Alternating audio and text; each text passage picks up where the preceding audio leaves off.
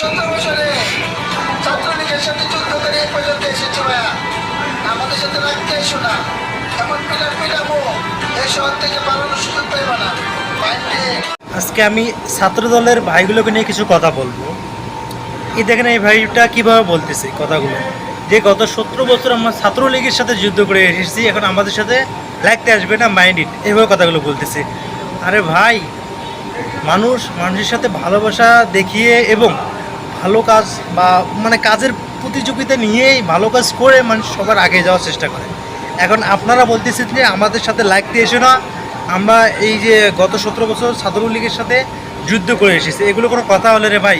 ভালো কাজ করেন, করিয়ে সবাইকে দেখিয়ে সবার সামনে চলে যান, কেউ তো নিষেধ করবে না।